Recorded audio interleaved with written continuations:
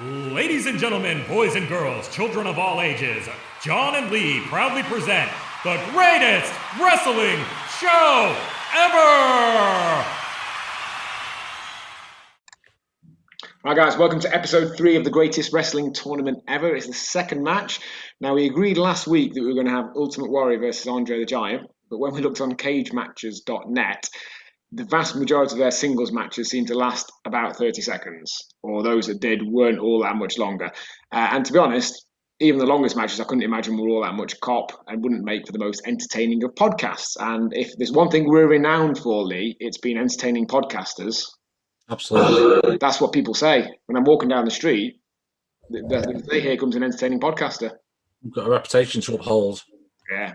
So what we've done instead, we've looked at matches that they were both in. One option we had was Royal Rumble 1990, but we decided on the Survivor Series 1989 match of the Warriors, which is Intercontinental Champion, the Ultimate Warrior, the Rockers, Shawn Michaels and Marty Jannetty, and Jim Neidhart versus the Heenan family, Bobby Heenan, the Colossal Connection, Andre the Giant and Haku, and Arn Anderson. So we're on the WWE Network, Survivor Series 89. We're in the Warriors being interviewed before the match section. It's 2 hours 13:02. I don't actually know if anyone has ever gone to the right point in the pay-per-view and listened to this alongside, but we've been doing it so far. Yeah, we've got to continue. So 2 hours 13:02, starting in 3, 2, 1, go. Look at the Warrior. He's an absolute beast, isn't he? Machine. I wonder he died in a heart attack. Yeah.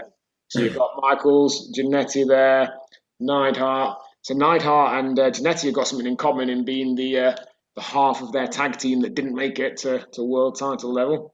Yeah. I can't remember what's going on here. I can't remember why Neidhart's fighting on his own, because the Hart Foundation were definitely a thing at this point. Is Brett in a different match? Let's have a look. Brett was in the King's Court match versus the 4x4s. So he was on Jim Duggan's team along with Ronnie Garvin and Hercules, facing Randy Savage, the Canadian Earthquake, Dino Bravo, and Greg Valentine. That seems to be 5 against 4. No, it's not. I can't count. That was 4 versus 4 earlier in the night.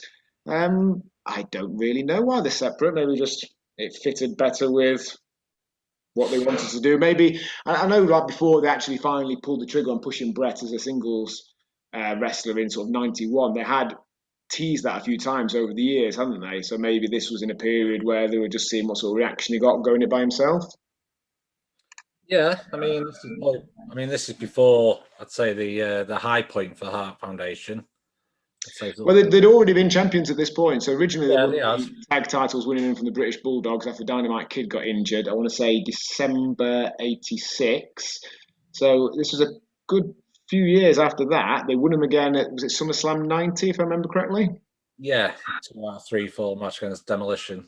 Yeah, this is, you were saying earlier, this is your peak period of being a wrestling fan. So you watched this, only didn't have Sky, did you? So did you watch this on a tape on delay or something? No, I won't have watched this live. I can't remember I watched this. I must have got it on VHS. Unless my mate had it. I'm sure they were broadcasting on Sky at this point. Was it on like Sky Movies or something like that? I watched Royal Rumble 90, which was obviously the event after this. Yeah. But yeah, it's like this is the golden era for me, as far as I'm concerned. It's just when it was at its absolute best. So you've got Bobby Heenan there actually joining in the match now. Just having a quick look at the Wikipedia page, and I seem to remember this being the case. He's taking part. He's joining in the match because Tully Blanchard has just been fired only days before, if I remember correctly. Okay, I don't remember that. Cocaine. He was busted for cocaine. The Weasel. So Tully Blanchard was originally scheduled to be part of the Heenan family. He was fired from the WWF on the day of the event of the pay-per-view for failing a drugs test. He was replaced by Bobby Heenan. Now, I've read about this a few times before, about Tully Blanchard getting fired for testing positive for cocaine. And whilst, of course, testing positive for cocaine is not okay, surely he wasn't the only person who was tested positive or was using cocaine at the time. Maybe a load of them were found at the same time, but they had to have a full guy. Yeah, true. Maybe they all shoved it in Tully's bag while he wasn't watching. Yeah. Because that was then pretty much the end of Tully Blanchard. The Yeah. Blanchard and Anderson had been offered a new contract by Jim Crockett Promotions, part of the NWA at that point, and were due to go back. But they, I believe, reneged their offer, which again is slightly surprising because it's not like he's the only one. Is this actually going to be Andre out now? Andre's just been clotheslined out of the ring by the Warrior. Is that the entire extent of the Warrior versus Andre interaction, do you think? I think it is. I think it is. So that wasn't much more than the 30 seconds we'd have got if we watched one of their singles matches. He got his signature chokehold in anyway. He did. And then Warrior's extremely weak clotheslines taking him out. He's already starting to look fairly immobile up there, though, Andre, isn't he? He's definitely considerably past his prime at that point. 100%, yeah. I think we've possibly done the whole concept a slight disservice by claiming this to be a tournament match between Andre and the Warrior. Oh well. Okay, so Warrior's just flung in Arn Anderson and Haku. Now Anderson must be about 30-ish years old there, not much older. Maybe like 32, 33, but people in the 80s definitely looked great, does he, for his age? But he never aged. He looked at that sort of age when he was probably, I don't know, 25, but also when he was about 45. Ryan's saying that his WWF career was quite short-lived. He was mainly a WCW guy, wasn't he? He was, yeah. He came in with the aforementioned Tully Blanchard as the Brain Busters. I remember watching him on Saturday Night's Main Event on a tape I got a few years later. So he's 31 here. 31. Wow. He was born in 58. He's 31. Amazing. So I think they did win the tag titles, the Brain Busters, but they are definitely better known as WCW NWA guys. And having left WWF shortly after this, Arn did return, reformed the Four Horsemen, went on to hold the World Tag Team titles in WCW a number of other times with the likes of Bobby Eaton, I think possibly with Paul Roma when he was part of the Four Horsemen. All right. Andre sensing some sort of injustice has been done there. Yeah, he just making a noise, wasn't he, though? He wasn't even saying anything. He was just going, oh. Which, to be honest, is generally what he did. And even when he spoke, he'd often get the words wrong, wouldn't he? It's like when he won the world title from Hogan and said he was giving up the tag title. And you're like, what match have you been watching, Andre? What's going on, mate? It's not that difficult. You've been in it. You should really know what's going on. Obviously, English was his second language, but still. Want to have a pop at some Andre trivia? Definitely, yeah. So again, it's per. So you'll have to adjust your guesses because they are per cage match. .net, whatever it is, which I know they doesn't account for everything. So what do you think their rating out of 10 is for Andre the Giant, which I think is based on votes? So is this a rating for his match quality, or is it like an overall superstar? I imagine somewhat of a clue that it's based on how much of a superstar he was. Okay, 8.2. 7.64. Okay, I'm pretty happy with that. That's close. Yeah. And per this, he had, aside from Andre the Giant, I've got Neidhart's gone. He's gone. So I think Haku just headbutted him in the back of the head because he's got, he's not white. He's got a really hard head. So he headbutts someone else and it hurts the other guy a lot more than it hurts him. So yeah, I've got 8 alter egos for Andre the Giant. Okay, 8. Wow. Okay, so Andre the French Giant. Andre the Giant Frenchman. Okay, Monster Rusimov. Just a literal description. Andre Rusimov, yeah. Giant Rusimov. Monster Rusimov. Monster Rusimov, sorry, yeah. I think that's what I said a second ago. Yeah, Monster Rusimov. Jean Ferreira. Yes. Well, I'm on 4 now. Trying to get some of the variation on Andre. Now, I'm probably going to have to pass, I think. Well, you've got what sounds like a Spanish translation, but just Andre El Gigante. Okay, fair enough. Giant Machine. Of course, yeah, he's in the machines, wasn't he? I told you about them before with Hulk Machine and Piper Machine and Polish Giant. Okay, interesting. I presume he was billed as being Polish at some point, was he? And my favourite of all, Monster Eiffel Tower. Oh, I did know that. I had heard that. Yeah. Because I like it because he's not the Eiffel Tower. He's much bigger than the Eiffel Tower. He's Yeah. a monster. Eiffel Tower's tiny by comparison. Yeah. I thought it was excellent. And how many matches do you reckon he had per cage match? Ooh, so again, fairly full schedule, probably from early 60s to early 80s, so 20-ish years. 4,000 on cage matches. 2.5. Okay, cool. So reverting back to Haku there, Haku, also known as Meng in WCW, was widely acknowledged as being one of the toughest men ever in wrestling. Yes, I've heard that before. Yeah. I don't necessarily know how accurate it is. I mean, clearly he is pretty tough, but I don't know if he's actually ever done anything particularly other than maybe a few bar fights to have that reputation. Marty Jannetty and Shawn Michaels there doing the double super kick. You've got to feel sorry for Jannetty in some ways, that he was very much Shawn Michaels' peer at this point, wasn't he? Jim Neidhart and Bret Hart, great as Neidhart was, Bret was always the potential standout. Yeah. Whereas Michaels and Jannetty, I know a number of people actually predicted bigger things for Jannetty. I think Shawn Michaels just knew how to play the game better.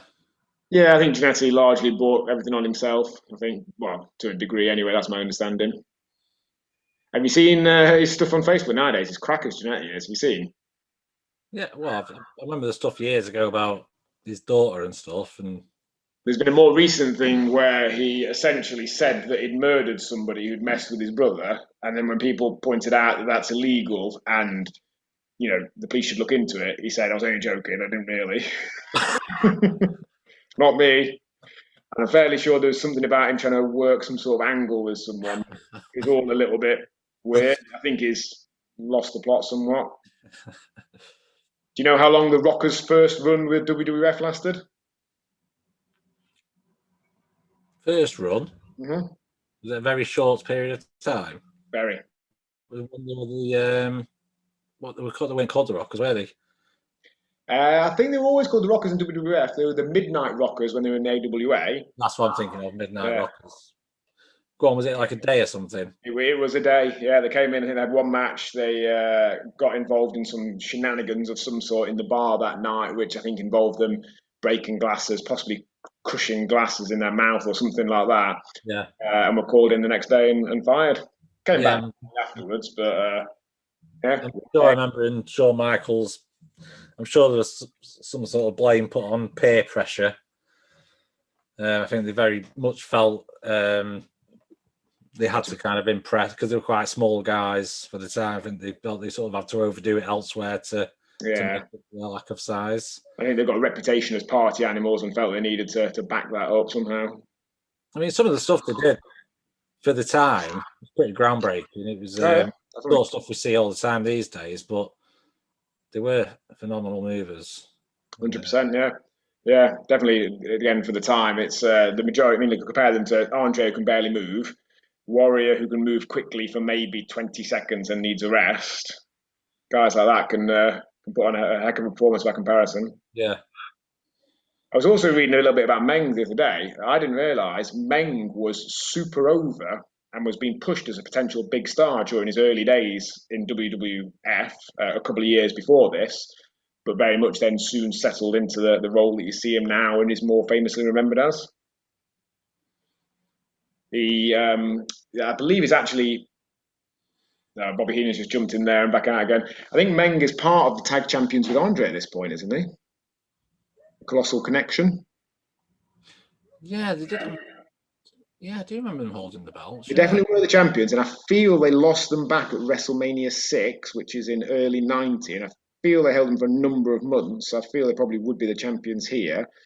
Losing back at 6 the same night that Warrior beats Hogan for the title. Best night of your life. Oh, what a night. What a day. Amazing. The Warrior's had his rest now and he's back in with Arn Anderson. Arn Anderson's one of those wrestlers where at the time I had no interest in whatsoever, quite a boring character. Yeah.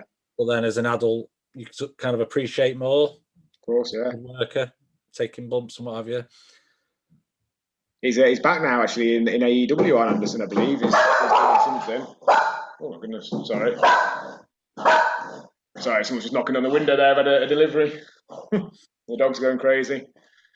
Whereas big characters like the Warrior is a complete flip. Whereas back then, I absolutely loved the Warrior, idolized the Warrior. But then you're watching him now, and it's kind of like, my word. Of course, yeah, definitely. I think isn't Tully Blanchard back as well? Or am I getting the wrong way around? I think Tully Blanchard perhaps is in AEW at the moment, or possibly Arn Anderson as well. Wrestling.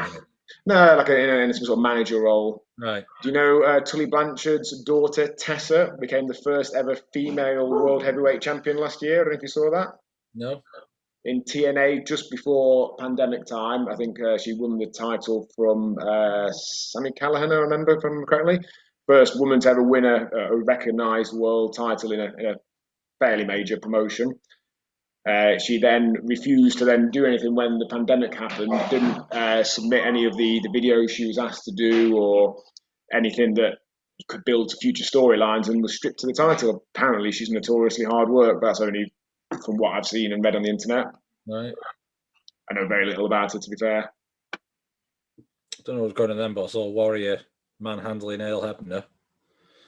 Okay, all right. You've been disqualified for that then, surely. Do you remember the evil twin thing with the Hebners? Oh, of course I do, yeah. I mean, again, I didn't see it at the time. I saw it years later, but I remember Hogan's ludicrous overreaction afterwards, where he's talking about the plastic surgery and he's shaking his head and his hands are in the air in a way that no human actually ever reacts. Do you want to have a pop at Andre's top 5 opponents? Is this in number of matches? Number of matches, yeah. So, it's not going to be someone like Hogan, so I said a couple of famous matches against Hogan's him. 5th. Okay, 5th, right, okay. That's a tricky one. It might be someone random like Abdullah the Butcher. No. I'm thinking random. Who would he have been put against sort of on like a house show circuit? Big John Studd? He's 2nd. Andre spent a lot of time in Japan, I think he did, didn't he? Inoki? Yeah, number 1. Right, brilliant. What's his name? Giant Barber? No. Okay, cool. Maybe I've got 3 out of 5. Who are the other 2? Seiji Sakaguchi. I know the name, but I don't really. And Ken Patera. Okay, right, interesting. There's a match in Japan, I forget who it's against, where Andre apparently famously decides just to stop selling for his opponent. For whatever reason, is annoyed by the opponent, a Japanese guy, and he just stops reacting, just stops selling until the Japanese guy just runs off, I think, at the end. Oh, Haku's gone. That's a classic example there of, so Michaels hit a crossbody off the top, which potentially can be a finisher, but Warrior pushed him slightly, which obviously souped up a little bit and made it. And also always at the Survivor Series, you had people getting eliminated by moves that would never normally eliminate them in a normal match. Right. And having actually only wrestled for 30 seconds out of the last 5 minutes as well. So they do a few back and forth exchanges and get small packaged when they never ever lost a normal match like that. Oh my goodness, Bobby Heenan's climbing the ropes. Come on, Bobby. Oh my goodness, going to the top rope. Surely not. Surely not. Now, Bobby Heenan was actually a wrestler before he became a manager, so obviously he's got some level of ability and understanding in that role. I think he's one of the best characters ever to grace WWE, Bobby Heenan. Definitely, yeah. He's just fantastic at everything that he did. Even when he was, and then even his colour commentary days. I don't think I've seen a better one since him and Gorilla Monsoon, who of course were best friends in real life. I believe so, yeah. He had a number of matches or angles, whatever, with the Warrior, possibly around this time, and didn't rate him at all, apparently. Yeah. Got dropped by him every time, pretty much, and stiffed and hurt when he didn't really need to be. So what do you reckon Warrior's rating is on Cage Match? So again, is this superstar quality, yeah? Not match quality? I'm not sure. It'd make more sense if it's match quality. 2? It's 4.6. Okay. Yeah, I mean, Warriors matches were never good, and I think time hasn't been kind to him overall, which is possibly somewhat self-inflicted by some of his views that have come out since and what have you. But he was always very much about style over substance, wasn't he? Yeah. They've got him down for 900 matches with an 85% win rate, which is high, isn't it? Yeah. Anyone higher than that? Well, I should check that, shouldn't I? Maybe Goldberg. I mean, Goldberg only lost a handful of times. I reckon you could have a really good guess. I reckon I'd have done all right on this. He's top 5 opponents, most wrestled. For the Warrior? Yeah. Savage? Is number 2. Hogan? No. Probably not, actually, no. No. Andre? Number 4. Undertaker? Number 5. Rick Rude? Number 1. I'm missing one, am I still? Piper? No. Not a clue. Go on. What's the title he currently holds that we're watching? Tag title, so Demolition? No, the title that Warrior currently holds in this Survivor Series now. Oh, sorry. I moved on to Andre for half a second in my head there. Intercontinental title, so Mr. Perfect? No. Who did he beat for the title? Honky Tonk Man? Yes. Honky Tonk Man held it for a hell of a long time, didn't he? And then got beaten seconds off Warrior. He did, yeah. I remember that. SummerSlam, yeah. Warrior's in trouble. He's out. Bobby Heenan's going up. He's going to do something. He's going to do a shooting star press to the floor. I'm calling it. That would be huge. Did you ever used to have like games on the PlayStation 2 where your characters could do like ridiculous moves? They'd do like a double moonsault off the top of a cage. It was awesome. And sometimes they'd glitch halfway down and then crash onto their opponent. Okay, so Anderson's rolling Warrior back in. So we're down to we're down to Heenan and Anderson versus... Yeah, and I can remember how this goes as well. So presumably, obviously, Warrior's going to win, so we need to then figure out who he faces in the next round. Now, we've already got Ric Flair through from the last, whatever it is, quarterfinal. Flair versus Warrior. I did have a quick look on cage matches, and I think there wasn't all that much. There was a few title matches that ended in no contest, so that's definitely an option. Well, I suppose let's get through all the way through the first round before we start deciding who gets paired off in the second round. Yeah. That. I'll leave Warrior down for the next one. I presume you enjoyed Royal Rumble 1990 when Hogan and Warrior finally faced off in the Rumble? Yes. That was a big build, I should imagine, for a 10-year-old at the time. Yeah, and I was full on Hogan. Most of my friends were Warrior fans. I mean, I was a Warrior fan, but I preferred Hogan. Was it a bit like how, if you're a child of that generation, you picked between Man U and Liverpool? Yeah, I'd say so, yeah. Do you think you made the right choice in both of those? In the football, did. Yeah, actually, in both of them, I reckon. Yeah, you got more longevity and what have you for both Hogan and Man U. Hogan was a better performer overall. That's all relative, isn't it? It's just that, but the splash move that he does is bad enough at the best times, but when he lands on the back, yeah, it never looks all that effective, does it? No. So that's Heenan now left and coming against Warrior, isn't it? Yeah. Did you see what happened when Warrior came back in 2014? Are you aware of that? Came back to wrestle? No, came back to WWE, not to wrestle. So he'd last wrestled for WWF in summer of '96.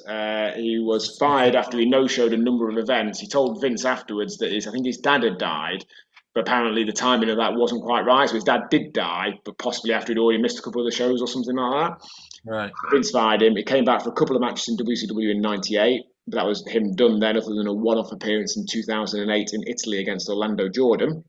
And for many years, he was very critical of WWF. He expressed a number of views perhaps they didn't want to be associated with, particularly homophobic ones, in interviews online. But then in 2014, he came back and they inducted him into the Hall of Fame. So this would have been the night before WrestleMania 30. Comes out on stage at WrestleMania 30. Next night comes out on Raw. So first appearance on Raw in about 10 years. I am pretty good. I didn't realise it was that long ago. Yeah, 7 years ago now, yeah. That's a big bump out of the ring from Heenan there. And then he died the night. Yes, he talks in his interview about how, I mean, it's obviously one of these things in retrospect, looking back, it seemed pertinent. He talks about how when every man takes his last breath and all this sort of stuff, and then pretty much walked out and dropped down dead of a heart attack. Yeah. He's since had an award named after him every year. They do the Warrior Award. Don't know if you've seen that. No, how do you do that? So it's essentially, he just keeps running, doesn't he, Warrior? He just keeps on running until the guy's in the right place. There we go, shoulder block. It was based off something he said in his speech about, I think it's been slightly retconned. I think he talked more about unsung heroes in WWE, the people that did his makeup and filmed it and created his outfits and all that sort of stuff, about them needing more recognition. And I think that after his death, that was somewhat retconned to be then given to someone who showed like a special spirit of the warrior. So they gave it to that Connor kid, if you remember him, the one that was with Daniel Bryan when he won the world title, who sadly died of cancer not long afterwards. They gave it to him. They gave it to some other people who I can't remember. Right. No, I wasn't aware of that. Yeah, so it's part of every year, part of the Hall of Fame ceremony, if I remember correctly. He just gave Bobby Heenan a little clothesline to the back there as he ran past, a little slide dig. Right, so that is the main event, isn't it? That's the show over. You can hear Gorilla there bringing the show to a close. It says Warrior, after briefly posing in the ring with an Intercontinental Heavyweight Championship belt, knocked down a groggy Heenan in the aisle shortly before the pay-per-view signed off.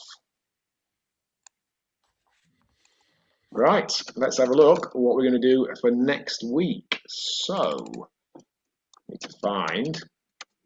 Well, they're showing now the recap videos. I used to love those recap videos at the end. Yeah, with the cheesy music. Yeah. Really, really ill-fitting music. Right, so should we go? We've done two fairly old ones now, both from 1989, funnily enough, actually. I was going to say, should we bring it up to... Should we do a Roman Reigns one then? Who's Reigns going to be against? We've had him against Lesnar, Orton from Randy Orton versus Roman Reigns. Have had some good matches only last year.